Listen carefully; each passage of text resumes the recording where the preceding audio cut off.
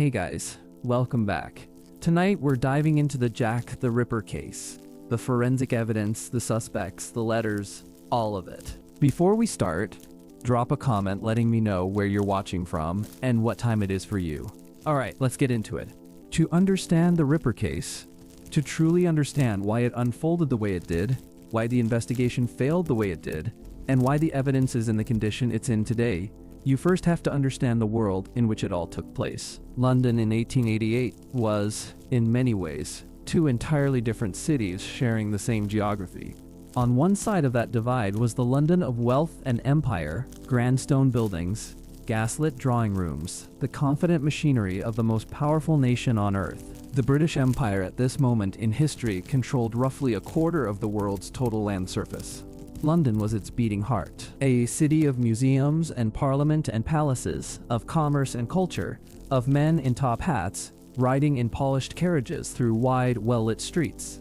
And then there was the other London, the East End, Whitechapel. The East End in 1888 was one of the most densely populated places in all of Europe. The Industrial Revolution had pulled enormous numbers of people into the city from the countryside, and those who couldn't find stable work, or who had lost it, tended to drift eastward toward the cheap lodging houses, the street markets, and the fragile informal economies of Whitechapel, Spitalfields, and Stepney.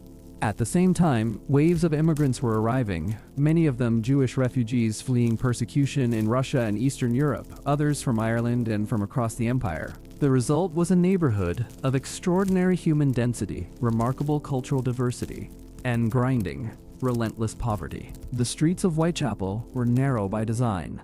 They followed medieval field boundaries that had never been widened as the city grew up and around them over the centuries. The buildings pressed close on either side. In some of the alleys, the upper floors of facing buildings leaned toward each other overhead, partially blocking the sky. At night, gas lamps provided small circles of pale yellow light at irregular intervals, with stretches of genuine and total darkness between them. The fog that settled over the East End on autumn and winter nights was not a romantic, atmospheric detail. It was a genuine meteorological phenomenon, produced by the combination of river damp from the Thames and the smoke from hundreds of thousands of coal fires burning in homes, factories, and foundries across the city. On a foggy night in Whitechapel in 1888, visibility could drop to just a few feet. The lodging houses, known universally as doss houses, were the basic social infrastructure of the area. For 4p a night, you could rent a bed, or more accurately a share of a bed, in a room shared with strangers. The common room smelled of unwashed clothing, of tobacco, of whatever had been cooked over the shared fire. The kitchens were communal. The lavatories were in the yard outside. Privacy was essentially non-existent, and dignity was something you had to work deliberately to maintain. The women who would become the victims of the Ripper murders all lived within this system. They moved between the doss houses and the streets, taking casual work wherever they could find it: laundry, cleaning, selling flowers or matches or bootlaces. When times were hard, some of them also sold sex. This was not unusual, and it was not a moral failing. It was simply the economic reality of life for women at the very bottom of the lodging house system in 1888, in a city that offered almost no formal economic safety net. The payment for a single night's accommodation was 4p. When you didn't have 4p by nightfall, you went back out into the street and found a way to get it. This context matters enormously for understanding the case. It explains why the murders happened at night, in the streets and back alleys rather than indoors. It explains why the victims were alone and vulnerable at the hours they were killed. And it explains, perhaps most importantly, why the investigation faced structural disadvantages from the very beginning. The victims were not women whose lives were closely documented. They had no fixed addresses, no employers of record, no diaries or appointment books. Reconstructing their movements on the nights they were killed was extraordinarily difficult because their lives were precisely the kind that don't leave paper trails. The Metropolitan Police who responded to the murders were themselves products of their world and their time. Professional policing in London was still relatively young. The Metropolitan Police had only been founded in 1829, less than 60 years before these murders took place. The force had been built on the principle of uniformed patrol rather than detective work, and while the detective branch had grown considerably in the intervening decades, it was still limited in both resources and methodology compared to what would develop in the 20th century. Officers walked their beats on foot, communicated by runner or telegraph, and had no way to rapidly coordinate a large-scale response across the sprawling, labyrinthine geography of the East End. And then there was the forensic situation, or rather, the near-total absence of forensic capability as we would understand the term today. There were no fingerprints on file. There was no blood typing. There was no systematic crime scene photography. There was no training in evidence preservation. There was not even really a developed concept of what we would now call a crime scene, a defined and protected space where physical evidence could be collected and analyzed. When a body was discovered, the overwhelming priority was to move it to a mortuary as quickly as possible, and what happened to the surrounding area afterward was largely determined by circumstance and whoever happened to be there. This is the stage, gaslit and foggy, overcrowded and impoverished, forensically unprepared and investigatively constrained. And onto it, in the late summer of 1888, walked someone who would become one of the most notorious figures in the entire recorded history of crime. Before we get into the forensic details of the investigation, I want to spend time with the victims themselves. They are, far too often, reduced to the circumstances of their deaths, rather than understood as full human beings who lived complex, real lives. That reduction does them a disservice, and it also, paradoxically, makes it harder to understand the case, because understanding who these women were, where they moved, who they knew, and how they lived is essential forensic context. The first of the five was Mary Ann Nichols, known to almost everyone as Polly. She was 43 years old in August of 1880. She had been married, had 5 children, and her marriage had broken down some years before. She had spent time in the workhouse system, had worked as a domestic servant, and had been living in the Whitechapel doss houses for some time by the time of her death. Those who knew her described her as good-humored and sociable, someone who was well-liked by the people around her. On the last night of her life, she had reportedly been in good spirits. She had recently acquired a new bonnet and was proud of it. A small human detail that somehow makes everything that followed more devastating. She had been turned away from a doss house because she didn't have the 4pence for a bed and had gone back out into the street to find it. She was found in Bucks Row in the early hours of the 31st of August, 1888. The second victim was Annie Chapman, who was 47 years old at the time of her death. Like Polly Nichols, she had been married and had had children, and her domestic life had gradually dissolved over the years. She had a chronic illness, believed by many researchers to have been tuberculosis, and had been living in the Spitalfields doss house system for several years. She sold flowers and did crochet work, and sometimes sold sex when she had no other income. People who knew her described her as a hard worker, as someone who maintained her sense of dignity and self-respect in genuinely difficult circumstances. She was found in the backyard of a lodging house on Hanbury Street on the morning of the 8th of September, 1888. The third and fourth victims died on the same night, in what researchers have come to call the double event. Elizabeth Stride was 44 years old, Swedish-born, and had lived in London for decades.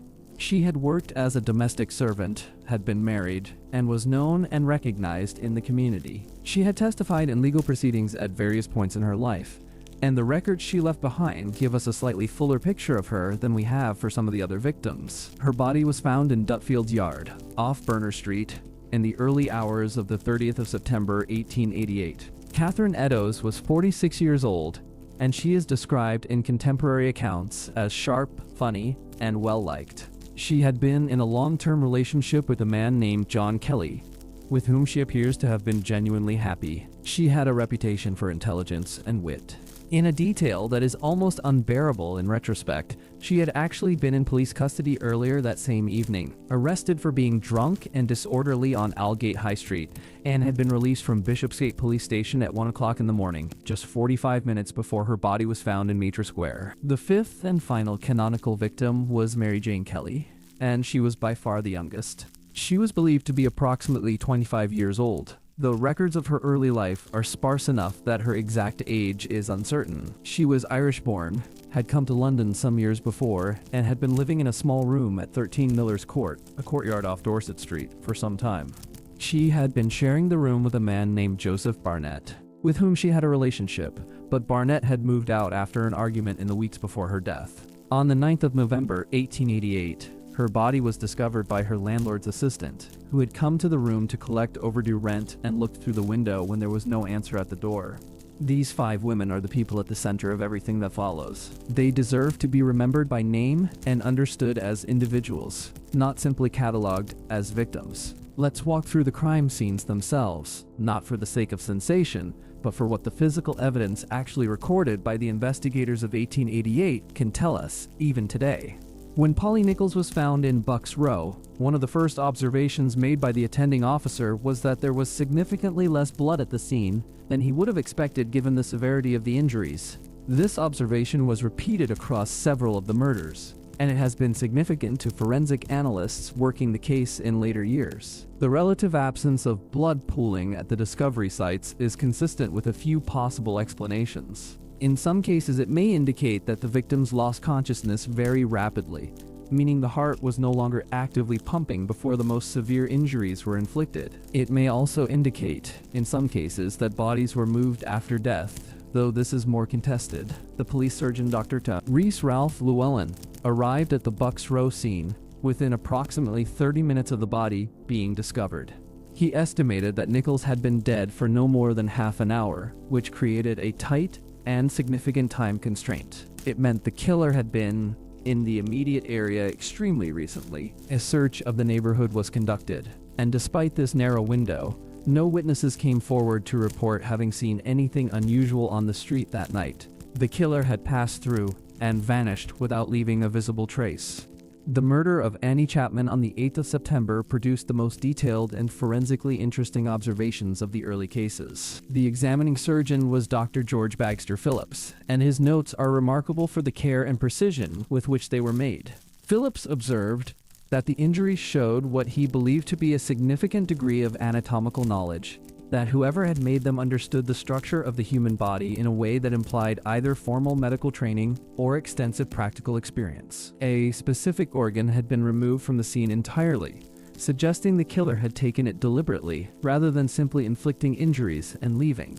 Phillips was so disturbed by the details of what he observed that at the subsequent inquest, he initially declined to describe them fully in court, stating that they were too disturbing for public proceedings, which, given that Victorian inquest courts were already familiar with considerable graphic medical detail, tells us something significant about the nature of what he found.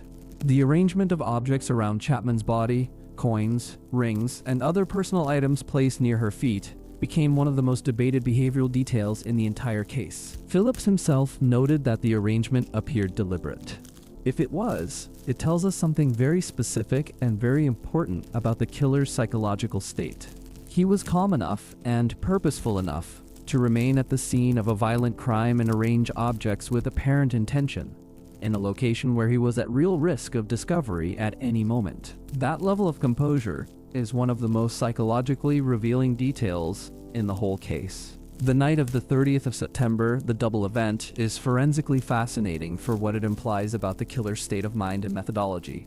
Elizabeth Stride was found in Dutfield's yard at approximately 12:45 in the morning. Her body was still warm, blood still flowing from the wound to her throat, but her injuries, while fatal, were notably less extensive than those inflicted on the previous victims. The most widely accepted interpretation is that the killer was interrupted, that someone approaching Dutfield's yard caused him to abandon the scene before he had completed what he came to do.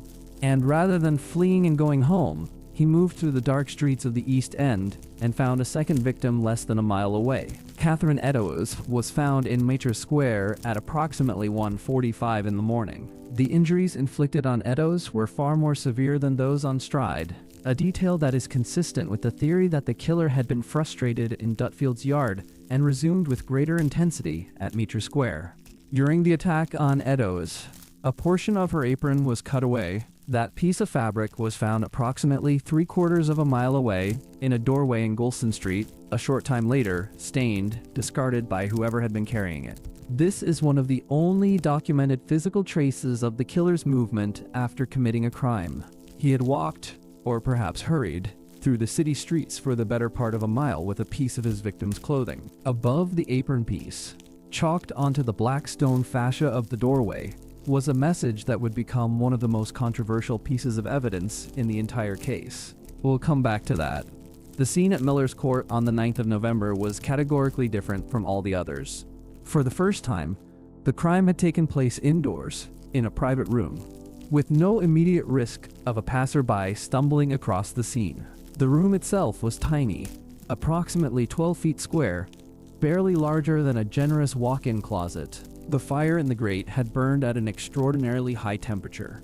The handle of a tin kettle left near the hearth had actually melted, something that requires sustained, intense heat well beyond what a normal evening fire would produce. The leading theory is that the killer used the fire to burn something, possibly clothing soaked in blood, and that the fire was stoked deliberately high for that purpose. If true, it would represent a remarkable degree of forensic awareness for a killer in 1888, an awareness that blood-soaked clothing was evidence, and that it needed to be destroyed. The Miller's Court scene is also the only one from the canonical 5 that was photographed. A single photograph was taken of the interior of the room, and it represents the only surviving direct visual record of a Ripper crime scene. That photograph has been studied by modern forensic analysts more extensively than almost any other single piece of evidence in the case, precisely because it is unique, because there is nothing else like it. And it continues, even now, to yield observations to researchers examining it with tools that didn't exist when it was taken. The police investigation into the Whitechapel murders was, by almost any standard, an extraordinarily difficult undertaking. But it made mistakes, and those mistakes, examined through the lens of modern forensic understanding, are instructive. The most significant and most repeated failure was the lack of crime scene preservation. At scene after scene, evidence was disturbed, altered, or lost before proper documentation could be completed. The body of Polly Nichols was washed by mortuary attendants before Dr. Llewellyn could complete his full examination. The Hanbury Street yard was not properly secured before neighbors were allowed to approach it. No photographs were taken of the outdoor scenes. In the terms of modern forensic procedure, these are not minor errors. They are fundamental, irreversible failures that eliminated evidence that could never be recovered. It's worth being fair to the investigators here. The concept of crime scene preservation as a formal, codified discipline did not exist in 18. There was no training manual telling a constable to establish a perimeter and prevent contamination.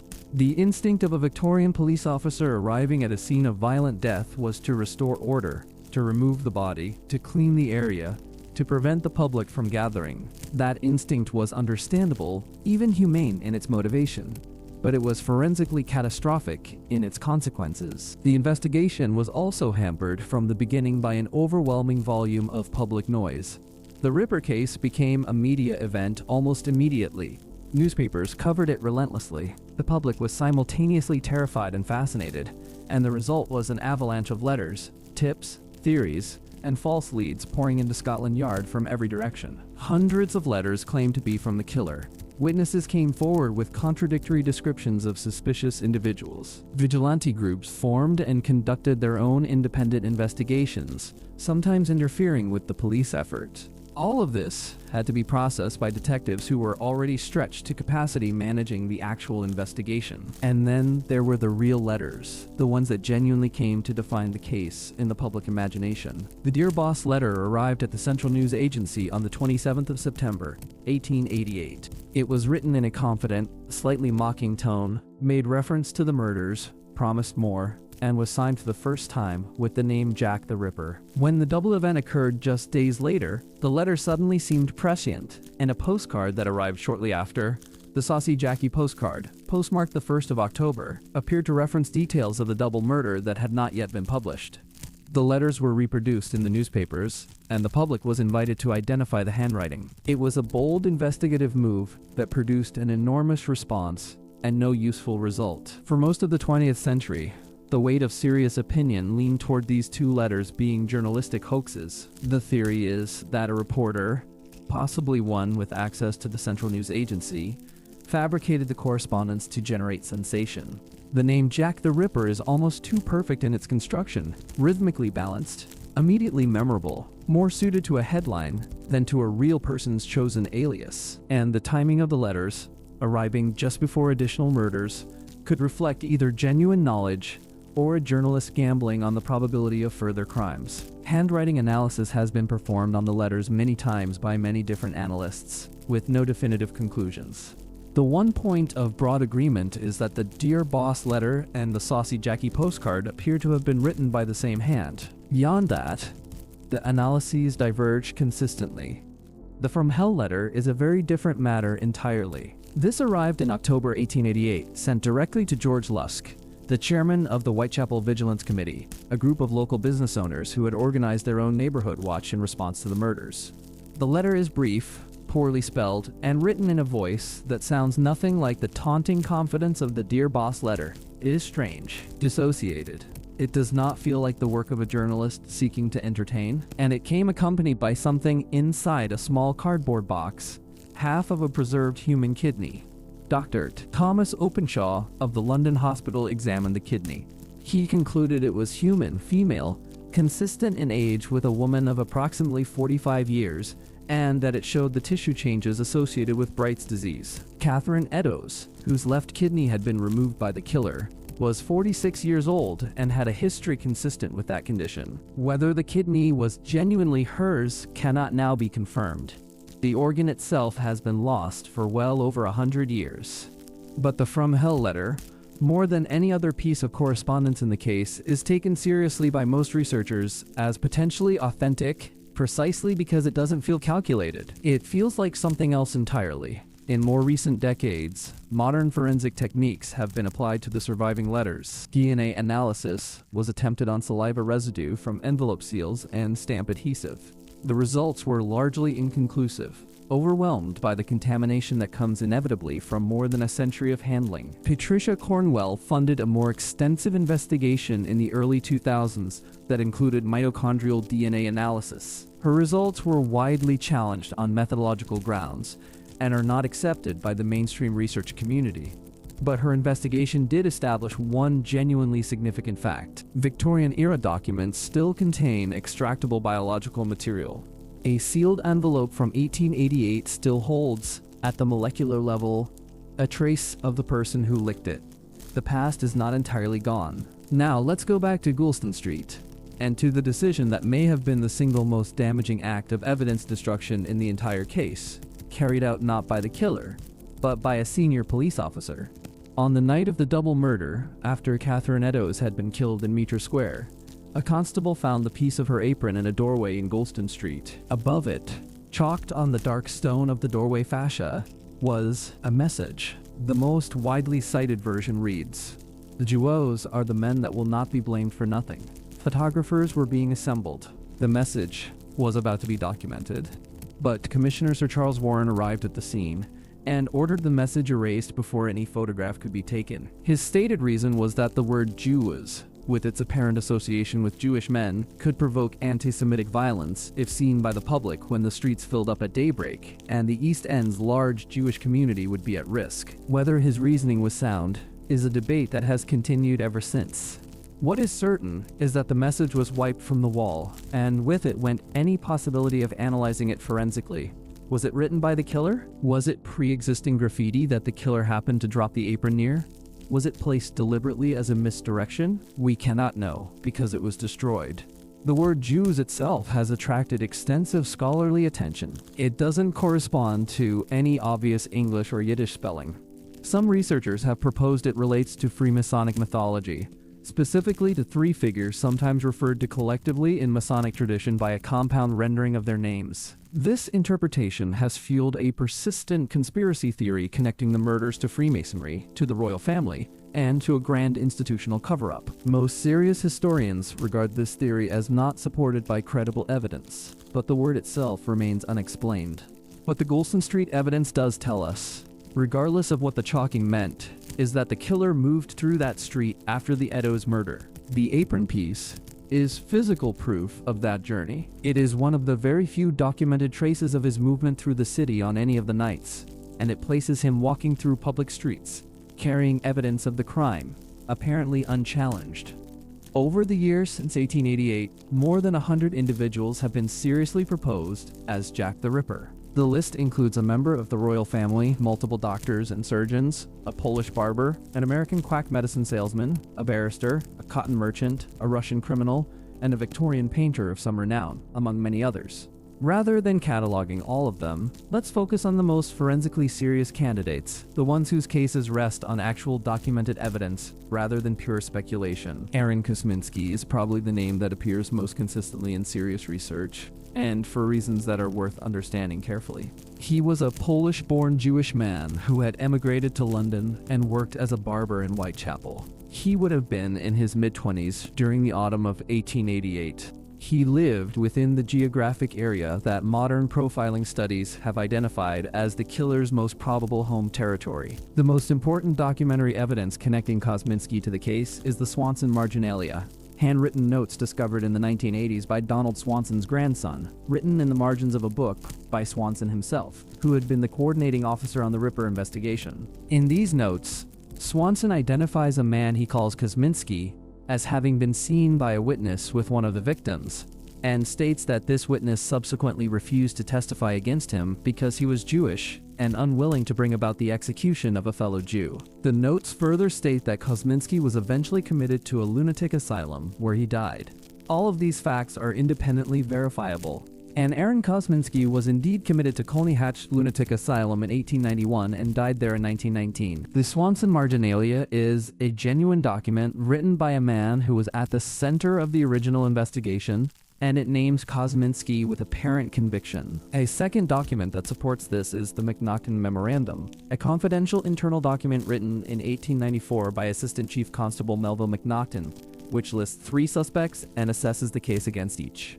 Kosminski is named among them. In 2014, a businessman named Russell Edwards published a book claiming that DNA analysis of a shawl allegedly recovered from the Eddowes crime scene had matched both a descendant of Eddowes and a descendant of Kosminski's sister. The claim made headlines around the world, but the scientific community's response was deeply and consistently skeptical. The shawl's chain of custody was entirely unverifiable.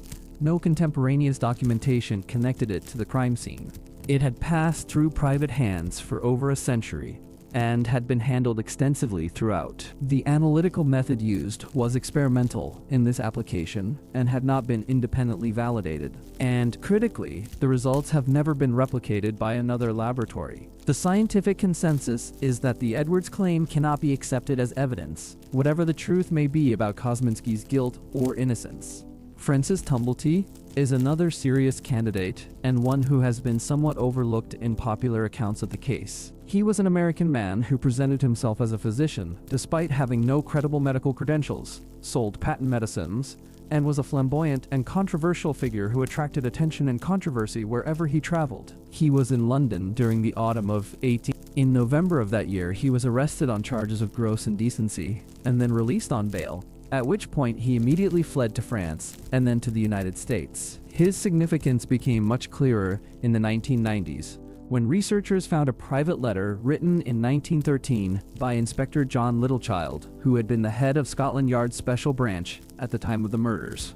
Writing to a journalist named George Sims, Littlechild described Tumblety as a very likely suspect and stated that significant efforts had been made to extradite him from America. This was a senior police official, writing privately and without any reason to deceive, identifying Tumblety as a serious suspect well after the public investigation had wound down.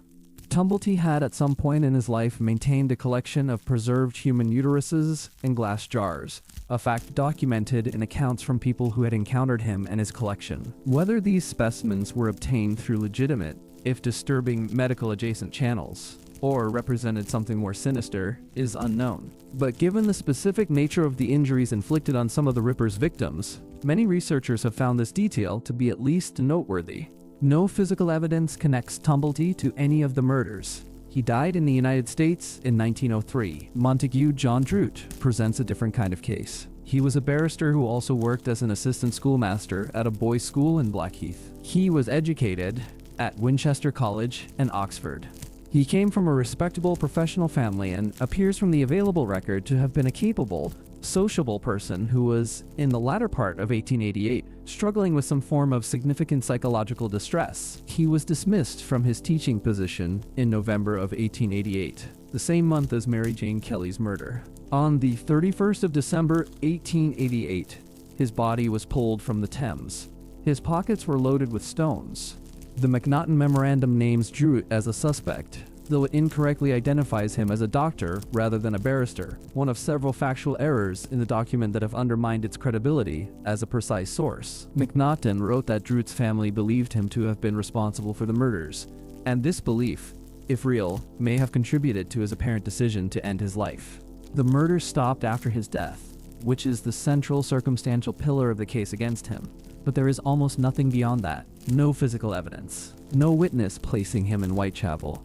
The geographic logistics of committing murders in the early hours of the morning in the East End and returning to work at a school south of the Thames are not insignificant. And the MacNaughton Memorandum, with its demonstrable errors, is not a reliable document on its own. The honest summary of the suspects is that there are several men who were in the right place, at the right time, with at least some characteristics that make them worth examining. But not one of them can be connected to any of the murders by physical evidence that would satisfy even the most basic requirements of a modern criminal court. The documentary record suggests that the contemporary investigators had their own preferred candidates, and those candidates tend to cluster around the figure of Kosminski, though not exclusively. Modern analytical methods have generally pointed in a similar direction. But no convergence of circumstantial evidence, however compelling, is the same thing as proof. There is a profound and rather melancholy irony at the heart of the Jack the Ripper case, and it concerns timing. The murders took place at almost the precise moment when modern forensic science was beginning to emerge, when the tools that could potentially have solved the case were being developed, tested, and slowly formalized, just slightly too late. Henry Faulds was a Scottish physician working in Japan in 1880. That year, he published a paper in the prestigious medical journal The Lancet proposing that the friction ridge patterns on human fingertips were unique to each individual, and that the impressions left by these patterns on touch surfaces could be used to identify criminals. He wrote with considerable clarity about the practical investigative applications of this observation.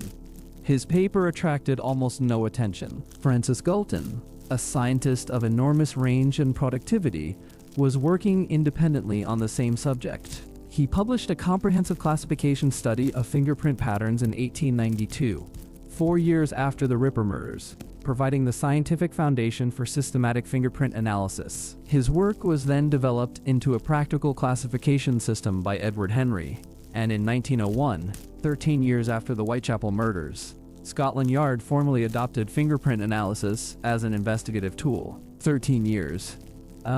It is one of those intervals that is agonizing to contemplate. Had the Ripper struck a little over a decade later, the doorway at Goulston Street, the wall, the stone fascia, the surfaces the killer touched, might have been dusted for prints. The results of those prints might have been compared to a database of known offenders. The case might have been resolved within months, rather than remaining open for a century and a half. Blood typing was similarly close. Karl Landsteiner identified the ABO blood group system in 1901.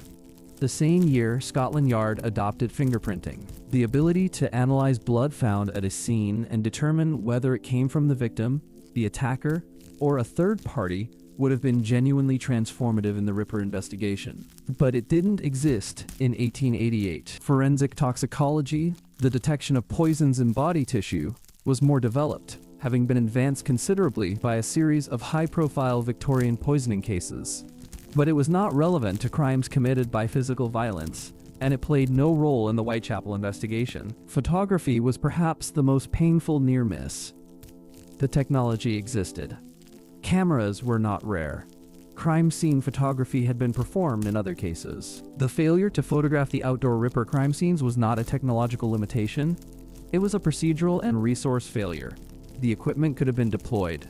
The decision to deploy was not made in time, or was not made at all, in the chaotic early hours following each discovery. The single exception, the photograph taken at Miller's Court, is significant precisely because it shows what was possible. And that photograph, taken in November of 1888 with technology that already existed, has been analyzed by forensic experts continuously for well over 100 years and is still yielding observations.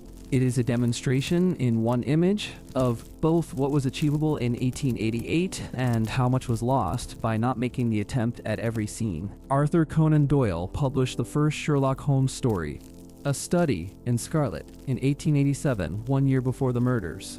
Holmes, with his microscope and magnifying glass, his chemical experiments, and his analysis of trace evidence, his systematic application of scientific reasoning to criminal investigation, he was a fictional embodiment of what forensic science aspired to be at precisely the moment when the real version of it was beginning to crystallize. Conan Doyle was writing aspirationally, imagining a near-future practice that was just then becoming possible, and the distance between the world of Sherlock Holmes and the real world of the 1888 Ripper investigation, both set in the same city in the same year, could not have been more stark. In the decades following the murders, the investigation's failures did contribute, indirectly but meaningfully, to forensic reform. The case for adopting fingerprint analysis, which might have seemed academic or theoretical before 1888, was given urgent practical force by the failure of the Ripper investigation to solve a series of crimes, despite enormous public and institutional pressure. The argument was simple. If investigators had been able to compare fingerprints found at the scenes to those of known criminals, the outcome might have been different.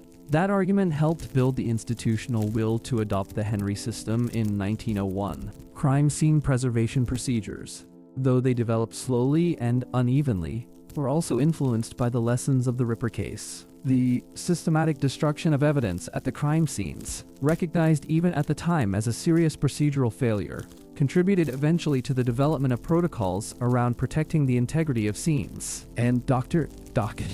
Thomas Bond's 1888 forensic report on Mary Jane Kelly, which included what is now recognized as the first formal criminal profile in British legal history, anticipated by decades the profiling methodology that would be developed formally within the FBI's behavioral science unit in the 1970s. The Ripper case is taught in forensic science and criminology programs precisely because it illustrates so clearly, through failure, why evidence preservation matters. It is a founding case study not in the success of forensic investigation, but in the cost of its absence. In the modern era, DNA technology has repeatedly raised the possibility that the case might finally yield a resolution. The technology itself is extraordinary. Modern low-copy number DNA analysis and next-generation sequencing can extract and profile genetic material from samples that are extraordinarily aged and degraded. Ancient DNA research has successfully recovered genetic information from remains tens of thousands of years old. Victorian-era material, less than 2 centuries old, is well within the theoretical capability of modern extraction techniques. But the problem, and it is an insurmountable problem with the currently available material, is not the technology. It is the evidence. Almost nothing from the original 1888 investigation survives in a verifiable and uncontaminated state. The crime scenes are gone, demolished, and rebuilt many times over. The victim's clothing was not preserved. The organs removed during the post-mortem examinations have been lost. The physical exhibits collected by the Metropolitan Police seem to have been substantially lost at some point in the decades after the investigation concluded. And the letters in the National Archives have been handled by hundreds of people over more than a century, every touch depositing additional DNA that now overwhelms whatever may originally have been present. What does survive, remarkably intact, is the documentary record, the post-mortem reports, the coroner's inquest transcripts, the police reports and witness statements, the internal memoranda, the letters between officials. All of this is preserved in the National Archives, and all of it continues to be studied and restudied by researchers applying increasingly sophisticated analytical frameworks. A 2017 study by researchers at Liverpool John Moores University applied geographic profiling methodology and systematic victimological analysis to the case using the documentary record alone. Their results, reached independently and using different methods from earlier studies, pointed, as Dr. Kim Rossmo's earlier geographic profiling work had also pointed toward the same general area of central Whitechapel, and identified the same candidate that the contemporary investigators had named in their private documents. This is not a solution. Convergence of methodologies pointing in the same direction is not the same as proof, but it is, at this point, the most that the available evidence can support. We are reaching the end of our time together tonight, but before we close, I want to sit for a while with a question that I think is genuinely worth asking. Why does this case endure? Why, 137 years after the last murder, are people still writing books about Jack the Ripper, still producing documentaries, still debating the evidence, still trying to name a killer who has been dead for well over a century? Part of the answer is simply the unsolved nature of it. A mystery that remains genuinely open has a quality that a solved case does not. It invites participation. Every person who encounters the evidence becomes, in some small way, an investigator themselves, free to weigh the clues, assess the suspects, and reach their own conclusions. The open ending creates an ongoing conversation rather than a closed chapter. Part of the answer is the setting. Victorian London has an almost mythological quality in the collective imagination. The fog and the gas lamps, the extreme social contrast between wealth and poverty, the empire at the height of its confidence, and the slums at the height of their misery. It is a world so richly atmospheric that the crimes seem to belong partly to fiction, even as we know they were devastatingly real. The streets of Whitechapel in 1888 feel both remote and vivid in a way that makes them almost impossible to leave alone. Part of the answer is the name. Jack the Ripper may be the most effective piece of criminal naming in history.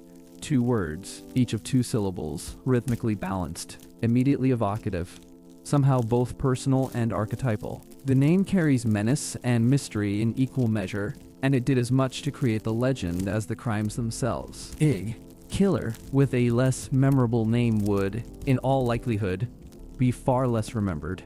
But I think the deepest and most honest reason the case endures is something more human than any of those things. It endures because justice was never served. Because 5 real women, poor, vulnerable, living at the absolute margins of one of the richest cities on earth, were killed. And the world failed to find justice for them. Not just because the investigation made mistakes, and not just because forensic science wasn't yet capable of delivering what was needed, but because the social conditions that made those women vulnerable in the first place were conditions that the society of the time largely accepted as inevitable. The poverty that put them on the streets alone at 3 in the morning was not treated as a crisis to be urgently addressed. It was treated as the background noise of urban life. And there is something in the human heart that cannot quite make peace with that, cannot quite accept it as finished business, cannot file it away. Modern Ripper research has increasingly centered the victims rather than the killer, recognizing that for too long, the case has been told as a mystery about an unknown man, rather than as a human story about 5 real women whose deaths deserve to be understood in full context. Hallie Rubenhold's 2019 book, The 5, is a significant example of this shift. It set out to recover the full biographical lives of the 5 victims, to understand who they were before they became victims, and to place their deaths within the social history of Victorian poverty and gender. That kind of work does not solve the mystery of who committed the crimes, but it restores something that decades of sensationalized coverage had slowly taken away: the full humanity of the people at the center of the story.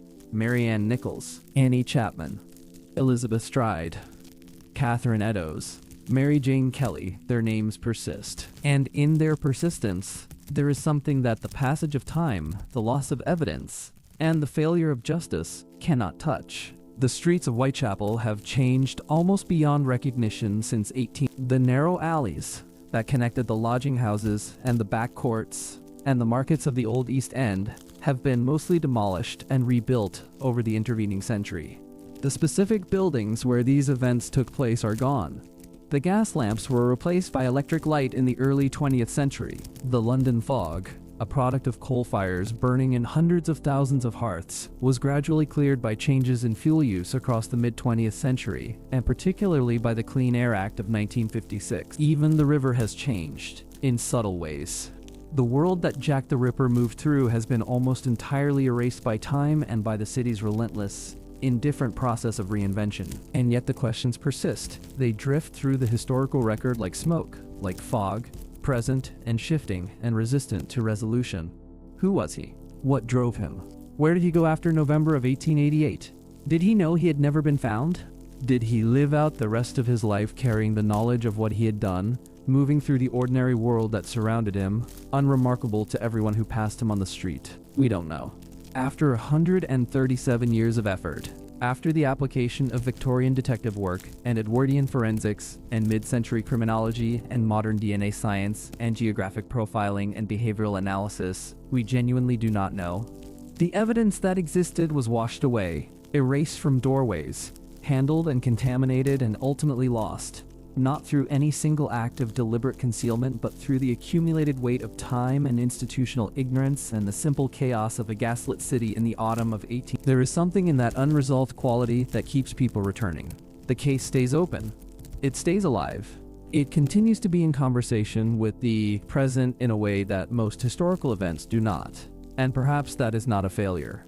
Perhaps the value of the Jack the Ripper case, in the end, is not in its eventual solution, which may never come, but in everything it makes us think about evidence and its fragility, about the relationship between poverty and violence and justice, about the women who lived and died in the East End and what the world owed them and failed to give them, about the slow and painful development of the forensic tools that now allow us to solve crimes that would have been permanently unsolvable in 18. All of that is worth thinking about. And perhaps, as you drift towards sleep, you'll let some of those thoughts settle around you, slowly, gently, like fog over the old city. Let your breathing slow. Let your body sink a little deeper. The mystery is not yours to solve tonight. Tonight, you only need to rest. Sleep well. It is long enough for the killer to have walked from Berner Street to Mitre Square, spent time in the area of Mitre Square before encountering Eddowes, and committed the second murder. But it also leaves considerable time unaccounted for, time during which he might have approached and then withdrawn from other potential victims, or remained stationary, or moved in ways that don't fit neatly into any of the proposed reconstructions. The Goulston Street doorway, where the apron piece was found, is approximately 3/4 of a mile from Mitre Square and lies in the direction of the heart of Whitechapel. Modern geographic profiling analysis has treated the location of the Goulston Street discovery as significant evidence of the killer's probable route home after the Eddowes murder, suggesting that he was moving from Mitre Square back toward wherever he lived or felt safe, and that the journey took him through Goulston Street. The doorway itself was at the entrance to a large model dwelling building called the Wentworth Model Dwellings, which housed hundreds of working-class residents. Whether the killer entered the building, whether he lived there, or knew someone there, or simply stopped there for a moment, has been debated extensively. No firm conclusion has been reached. The Miller's Court location, where Mary Jane Kelly was killed, is the northernmost of the 5 sites, and is separated from the others by a slightly larger distance.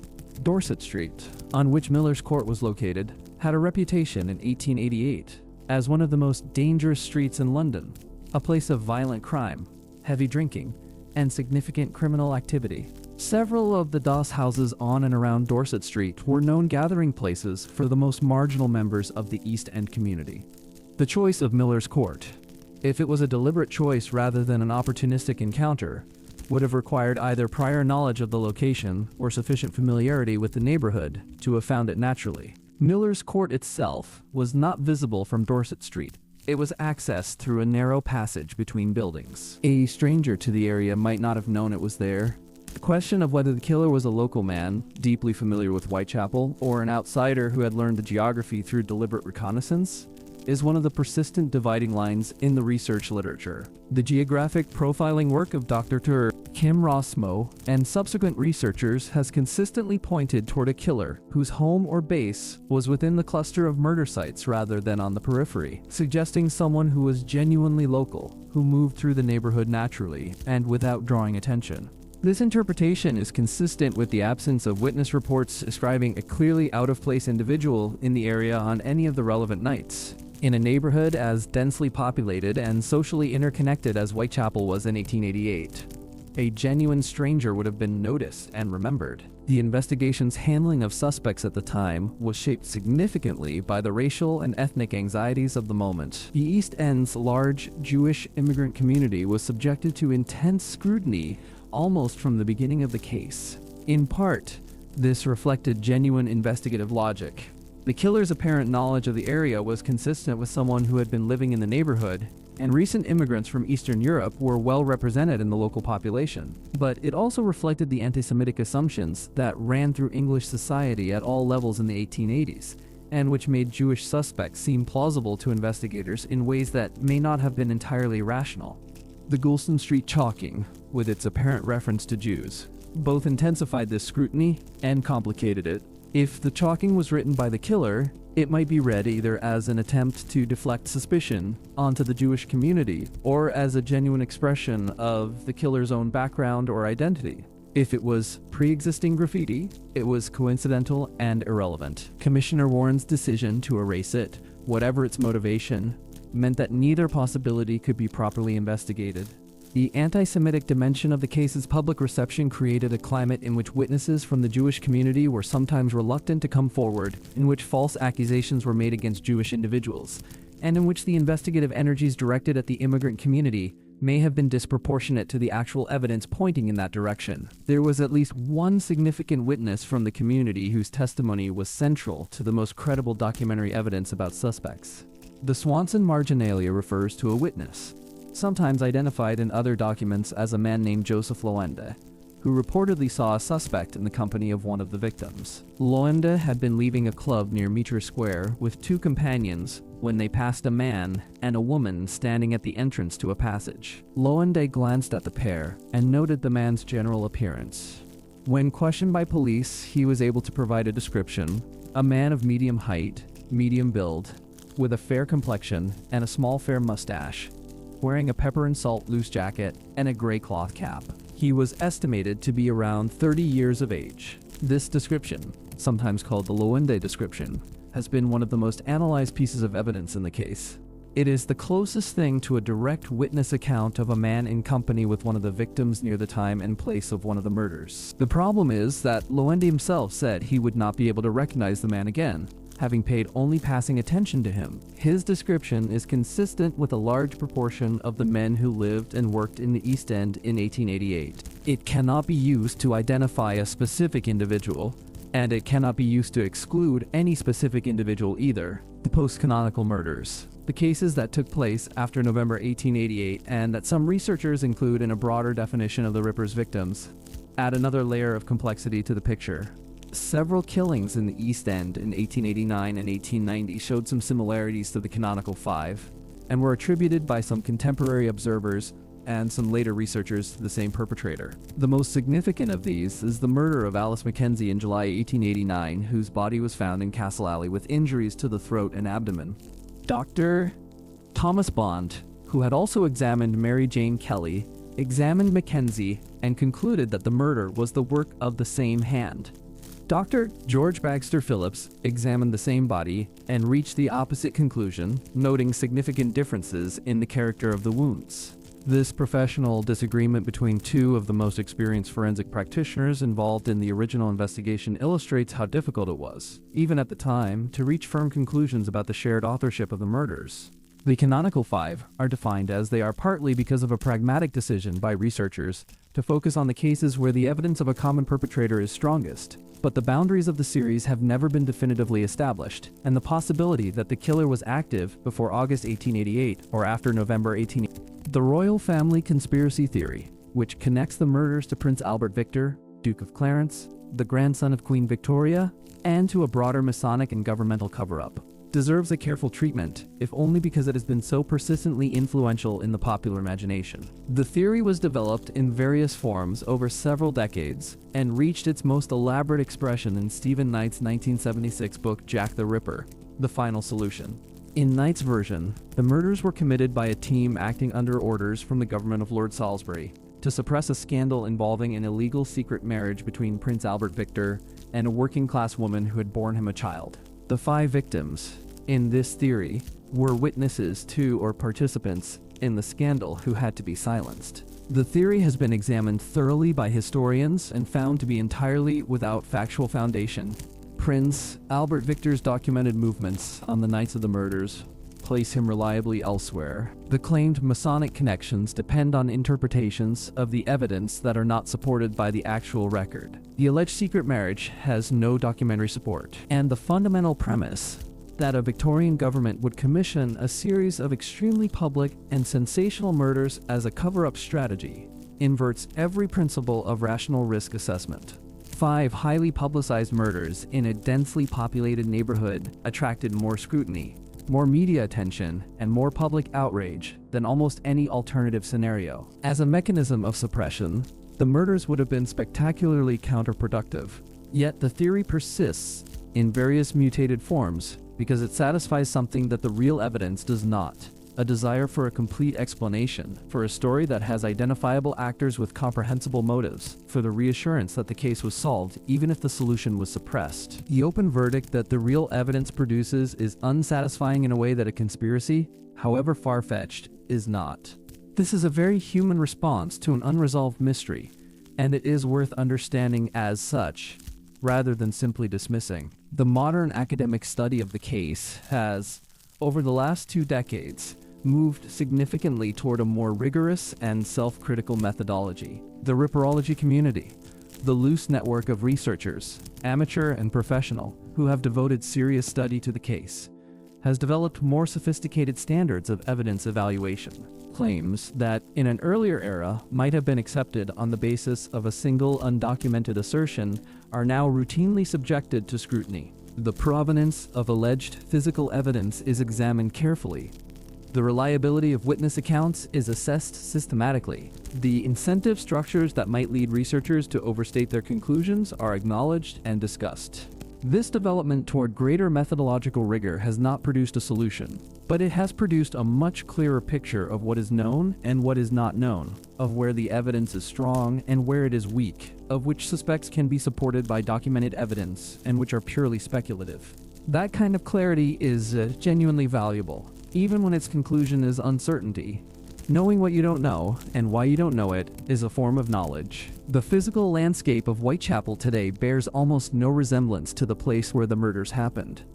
Bucks Row is now called Durward Street. The murder site itself is occupied by a school. Hanbury Street still exists. The building at number 29, whose backyard was the site of the Chapman murder, was demolished decades ago and replaced entirely.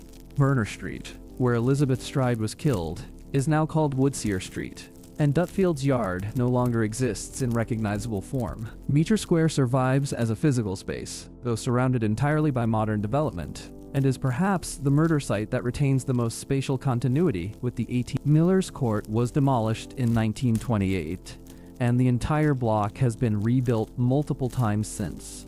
The absence of the physical spaces adds another dimension to the difficulty of the case. Cold case investigations often depend on the ability to return to a scene, to walk the geography, to measure distances, to understand sight lines and access routes in 3-dimensional space. Almost all of that possibility is gone. What survives are maps, some of them very detailed, and the accounts of witnesses who describe the spaces in the inquest transcripts. From these sources, researchers have been able to reconstruct the topography of the murder sites with considerable precision, and several serious studies have used these reconstructions to test theories about the killer's movements and methodology. But the reconstruction is not the same as the place, and the irreversibility of the demolition is another form of evidence loss that compounds the difficulties of the investigation. The international dimension of the case is something that deserves more attention than it often receives.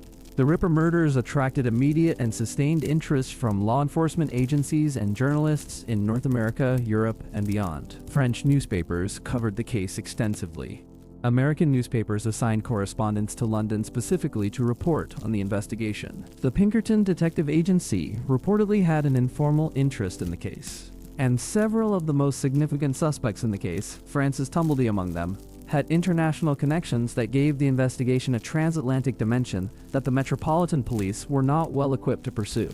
The question of whether the murder stopped because the killer died, was imprisoned, emigrated, or simply stopped is one that cannot be answered with the available evidence.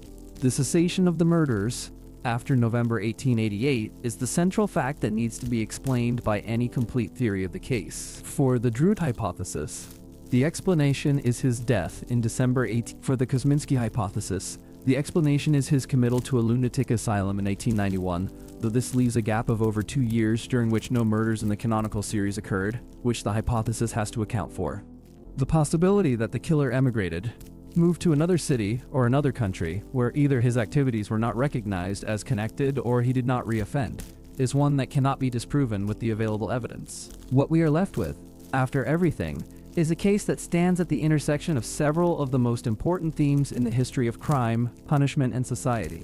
It is a case about poverty and its relationship to vulnerability and violence. It is a case about the development of forensic science and the cost of its absence. It is a case about media and the way that public attention shapes criminal investigations. It is a case about the dignity of victims and the ways that social structures determine whose deaths are investigated thoroughly and whose are not. And it is a case about the limits of human knowledge, about what it means to pursue understanding into territory where understanding may ultimately be impossible. The researchers who have spent years or decades studying the case have sometimes been asked whether they think the mystery will ever be solved. The honest answer, almost universally, is no. Not in any form that would satisfy a court, not with a level of certainty that would put the question beyond dispute. The evidence that would have been necessary is gone, in ways that cannot be undone. What remains is a documentary record that can be analyzed and reanalyzed, a collection of physical artifacts whose provenance cannot be fully verified, and a set of suspects who can be evaluated and compared but never conclusively connected to the crimes. And yet the work continues. New researchers come to the case with fresh perspectives and new methodologies. Documents that have been overlooked are rediscovered in archives. Techniques developed in other fields are applied to the Ripper evidence for the first time. Each generation finds in the case something that speaks to the concerns and questions of its own moment. The Victorian era's anxieties about class and immigration and gender are visible in the original investigation. The 20th century's development of profiling and behavioral analysis found in the Ripper, a foundational test case. The DNA revolution of the late 20th and early 21st centuries brought new hope and new frustration to researchers who believed that molecular biology might finally produce the answer that detective work had not. The case will not be solved, but it will continue to be studied. It will continue to generate new insights, new perspectives, new ways of thinking about the relationship between evidence and truth. It will continue to draw people into a serious engagement with questions about poverty and justice, and the dignity of human beings who lived and died at the margins of one of the world's great cities. And in that continued engagement, there is something that the killer, whoever he was, did not and could not take from the 5 women at the center of the story. Their names are still spoken. Their lives are still examined, still considered, still found to be worthy of serious and careful attention. That is not justice, but it is something. There is a dimension of the Jack the Ripper case that tends to get lost in the focus on suspects and forensic evidence, and it is the dimension of journalism. The autumn of 1888 was a transformative moment in the history of British popular media, and the Ripper murders both reflected and accelerated changes in the newspaper industry that would shape public life for generations afterward. The 1880s were the era of the new journalism, a term coined by the critic Matthew Arnold to describe a style of newspaper writing that prioritized sensation, personality, and emotional engagement over the dry recitation of facts that had characterized the Victorian press for most of the century. Papers like the Pall Mall Gazette, under the editorship of W.T. Stead, had pioneered a form of journalism that combined genuine investigative ambition with a willingness to use dramatic and sometimes manipulative techniques to engage readers. Stead had famously exposed child prostitution in London in 1885 with an undercover investigation that led to his imprisonment and to new legislation protecting children. He was a complex figure, genuinely motivated by social reform, but also deeply conscious of the commercial value of sensation. When the Ripper murders began in August 1888, the conditions for an extraordinary media event were already in place. The papers were hungry for sensation. The case provided it in abundance, and the competitive pressure between newspapers meant that each publication was racing to provide its readers with more detail, more drama, more exclusive information than its rivals. The result was coverage that was simultaneously better and worse than what had come before. More detailed and more intrusive, more informative and more distorted, more genuinely helpful to the public understanding of events and more destructive of the investigation. The speed with which information about the murders moved through the press was, by the standards of 1888, extraordinary. Morning editions carried reports of killings that happened in the early hours of that same morning. Evening papers updated those reports with witness accounts gathered during the day. By the time of the double event, the press corps covering the Ripper case had become a significant presence in the East End, with journalists stationed around the neighborhood and stringers ready to report any new development. This level of press attention had consequences for the investigation. Witnesses who might have gone quietly to the police instead found themselves speaking to reporters first. Details of the crime scenes that the police had not released publicly appeared in print, sometimes accurately and sometimes embellished. The sheer volume of press attention made it harder for the investigators to work without scrutiny and easier for false information to circulate. The letters to the police and to newspapers that flooded in during the autumn of 1888 were themselves in part a product of the media environment. The intense public engagement that the press coverage generated created a population of readers who felt personally connected to the case, who had opinions, theories, suspicions. Some of them wrote letters. Most of those letters were useless, but the process of sorting through them consumed enormous police resources and contributed to the atmosphere of chaos and information overload that hampered the investigation. The Central News Agency, through which both the Dear Boss letter and the Saucy Jackie postcard were transmitted, was itself an interesting institution. It was a wire service, an organization that gathered news and distributed it to subscribing newspapers, functioning as a kind of clearinghouse for information. The fact that the most famous Ripper letters were sent to the Central News Agency rather than directly to the police or to a specific newspaper has been interpreted by some researchers as evidence of a journalistic origin. The argument being that a genuine killer might more naturally contact the police directly, while a journalist would be familiar with the Central News Agency as a distribution mechanism for information. This argument is not conclusive, but it is one of the reasons serious researchers have continued to find the journalistic hoax theory more plausible than the alternative. The newspaper's role in naming the killer is perhaps the most enduring legacy of the press coverage. Before the Dear Boss letter, the murders had been referred to in the press simply as the Whitechapel murders, and the unknown perpetrator had no specific name. The publication of the letter, with its dramatic signature, gave the media exactly the kind of memorable label that sells newspapers. Jack the Ripper was in print within days of the letter's receipt, and within weeks it had become the only name anyone used. This naming was not an investigative tool. It did nothing to help identify the killer. It was a media construction that served the commercial interests of the newspapers and the emotional needs of a frightened and fascinated public, and it has proven to be one of the most durable pieces of branding in the entire history of crime. The relationship between the press and the police during the autumn of 1888 was one of mutual suspicion and occasional mutual exploitation. The police resented the press's interference and its publication of details that compromised the investigation.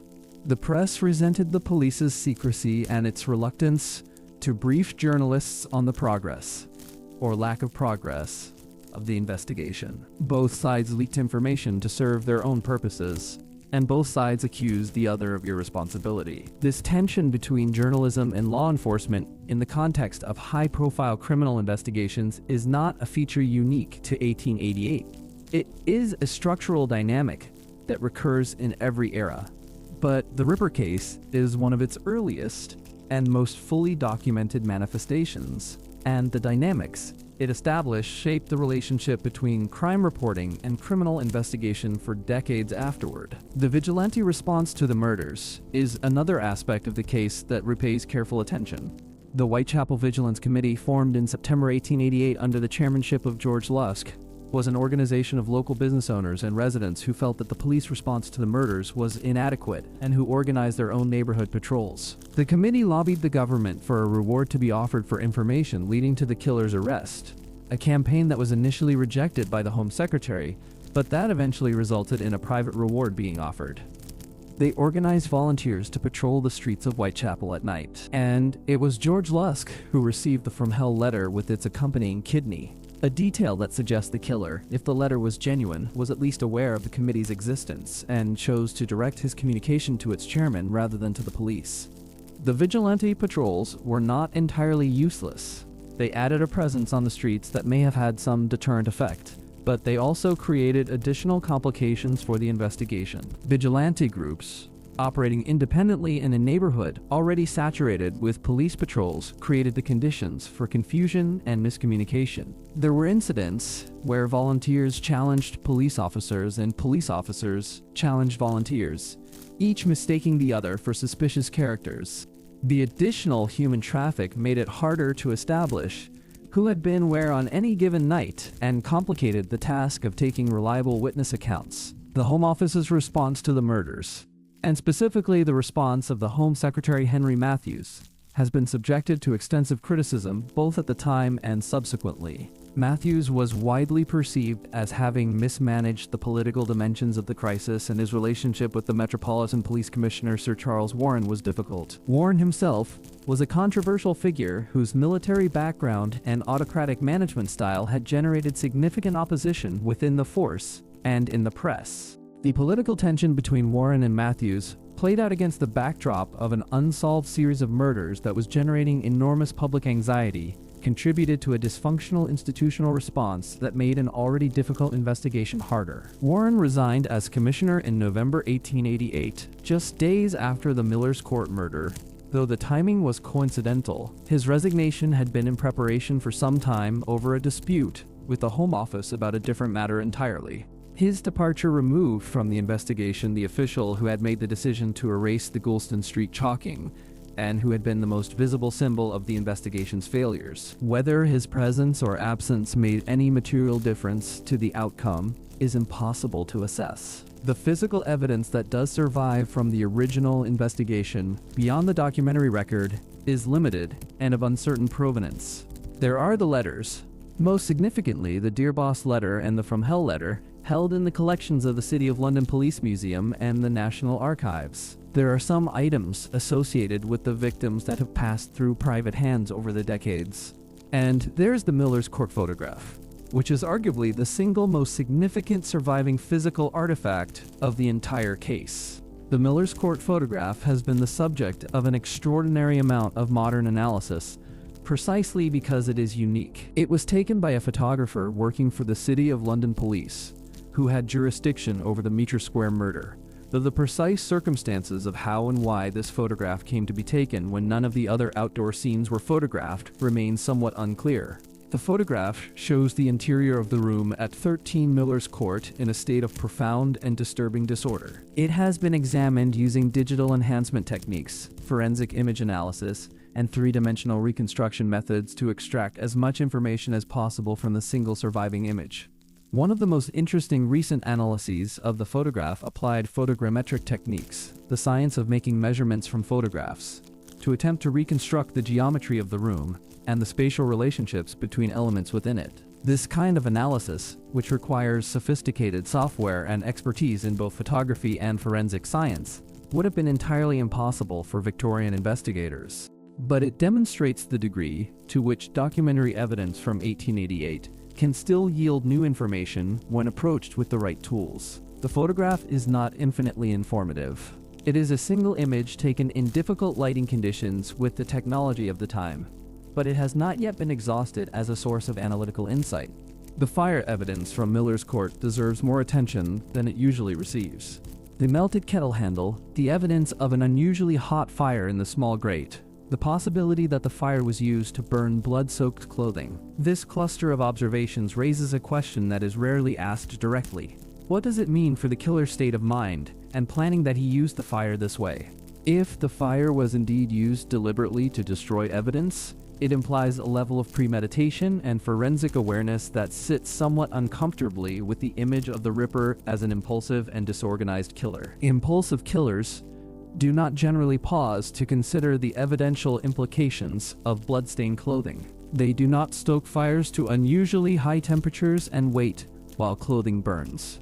The deliberate use of fire as an evidence destruction technique implies someone who had thought, either before or during the crime, about the need to avoid leaving forensic traces. That kind of thinking is more consistent with an organized than a disorganized personality, in the language of modern criminal profiling.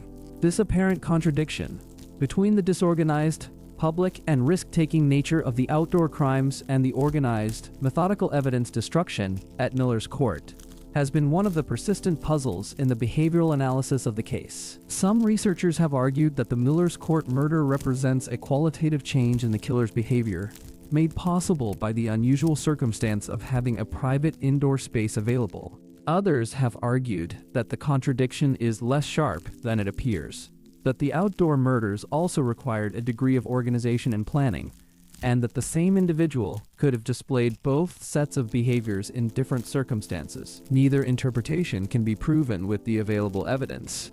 The question of how the killer found his victims is one that the documentary record touches on but cannot fully answer.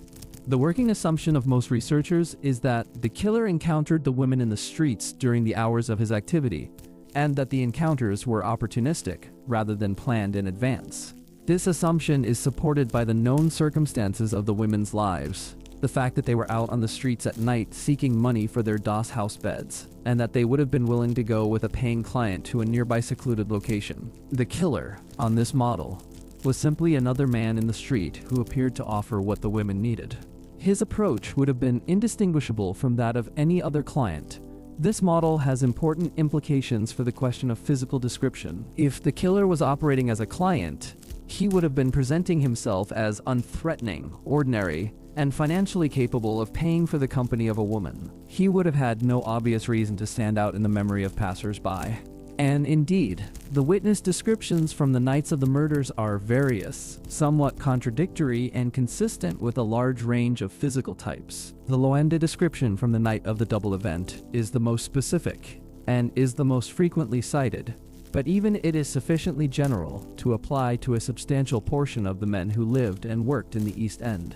One aspect of the case that rarely receives sufficient attention is the social and economic context that made the victim's situation so precarious in the first place, and that made the investigation so difficult. The Victorian system of poor relief, the workhouse system, was deliberately designed to be punitive and degrading, on the theory that relief that was too comfortable would encourage idleness and dependency. The effect of this design was to make the workhouse the option of absolute last resort, chosen only by those who had exhausted every other possibility. Women in the position of the 5 victims, lacking stable employment, lacking family support, lacking the social networks that might provide informal assistance, were effectively pushed into the street economy by a system that offered them no dignified alternative. This is not a tangential observation about the social history of Victorian England. It is directly relevant to the forensic situation. Because these women were living in the street economy, they were not documented. Because they were not documented, their movements were difficult to reconstruct. The investigation had very little solid information about where they had been or who they had been with in the hours before their deaths. The forensic weakness of the investigation was built into the social conditions that created the victim's vulnerability in the first place. Poverty erased the paper trail that might have led to the killer. The domestic circumstances of the 5 victims in the period leading up to their deaths are worth examining individually, because the research of recent decades has significantly enriched our understanding of each of them as individuals rather than simply as victims. Mary Ann Nichols had been making efforts, in the period before her death, to achieve some stability. She had been employed as a domestic servant at a house in Wandsworth, a respectable position that represented a meaningful step toward a more secure life, but had left that position, apparently voluntarily, in July 1888, just weeks before her death. The reasons for her departure are not clearly documented.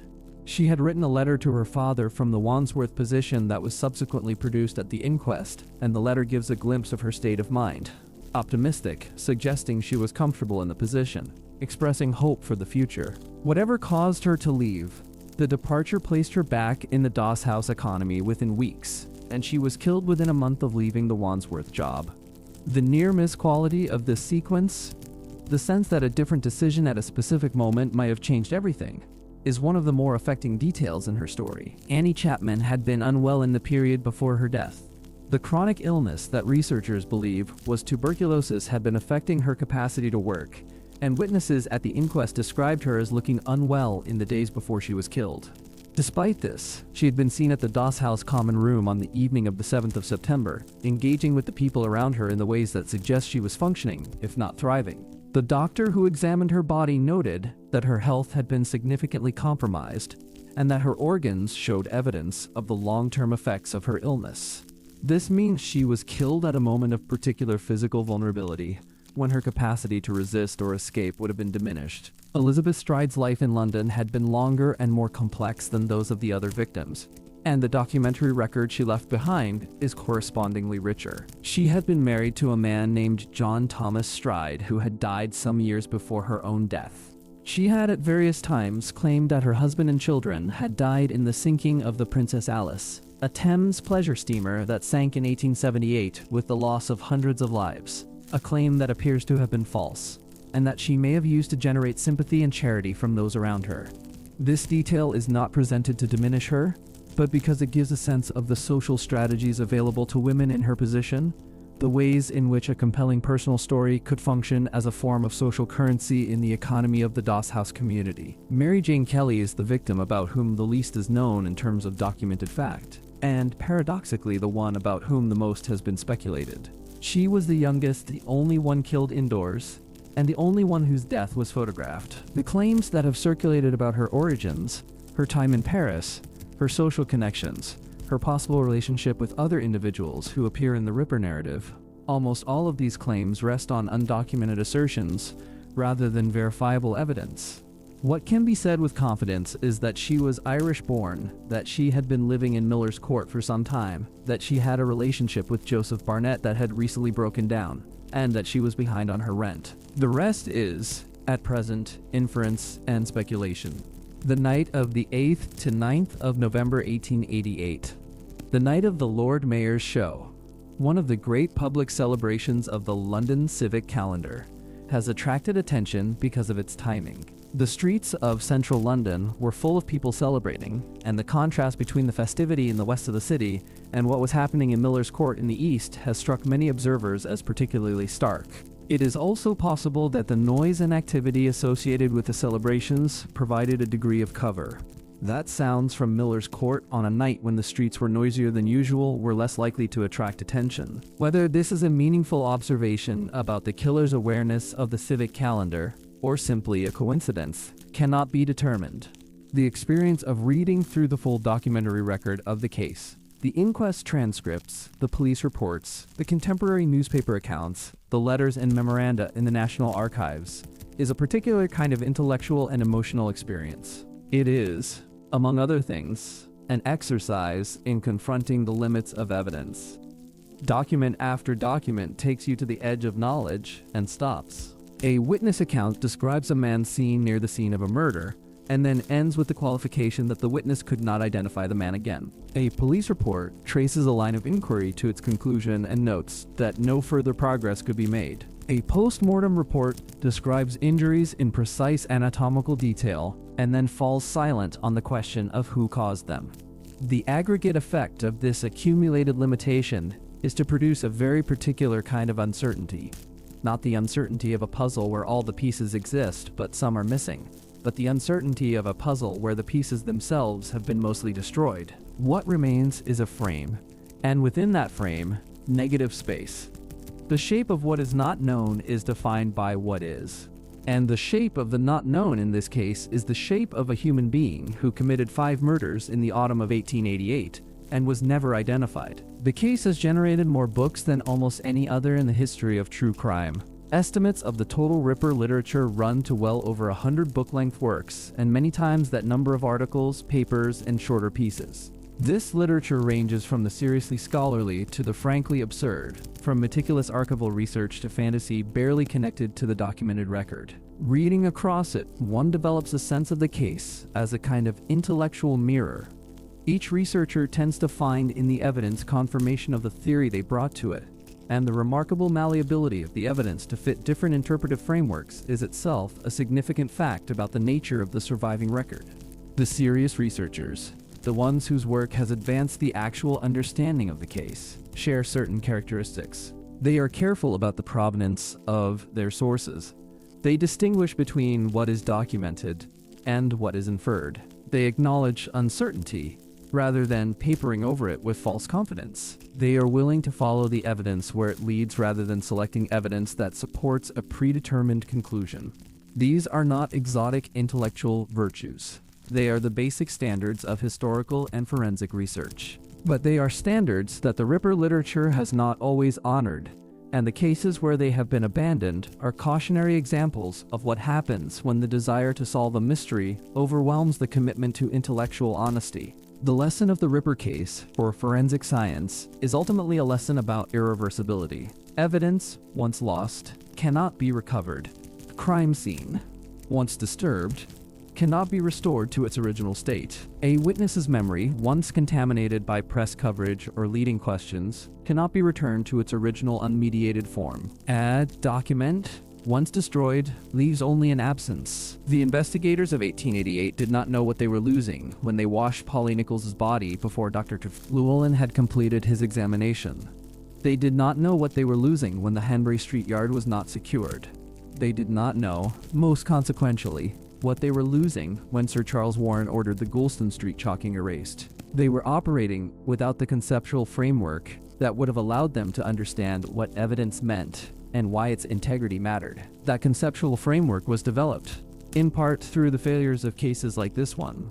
The Jack the Ripper investigation is taught in forensic science programs not as an example of what to do, but as an example of what not to do, as a catalog of the ways in which evidence can be lost, and of the irreversible consequences of those losses. In that teaching function, the case has contributed to the development of the very discipline whose absence made it unsolvable.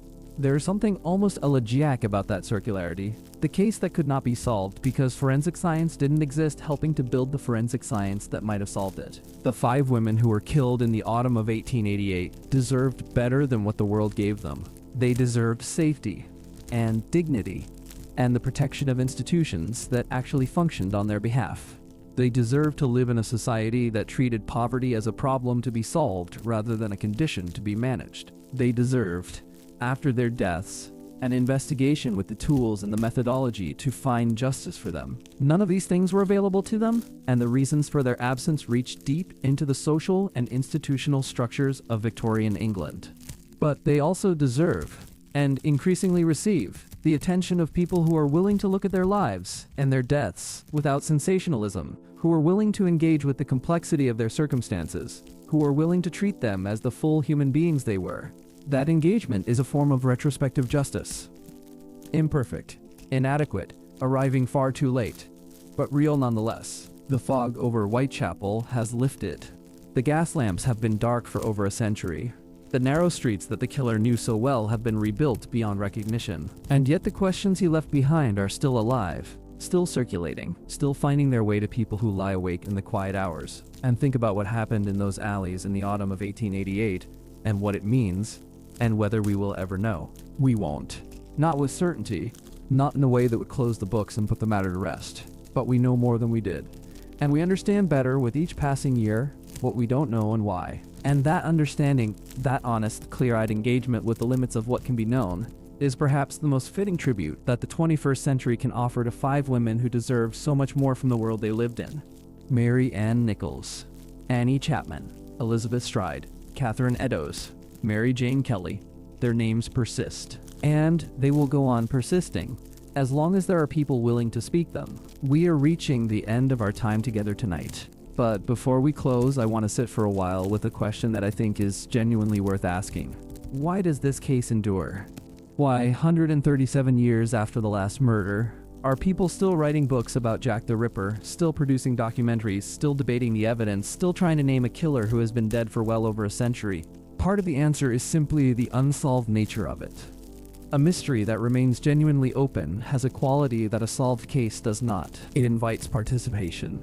Every person who encounters the evidence becomes, in some small way, an investigator themselves, free to weigh the clues, assess the suspects, and reach their own conclusions. The open ending creates an ongoing conversation rather than a closed chapter. Part of the answer is the setting. Victorian London has an almost mythological quality in the collective imagination.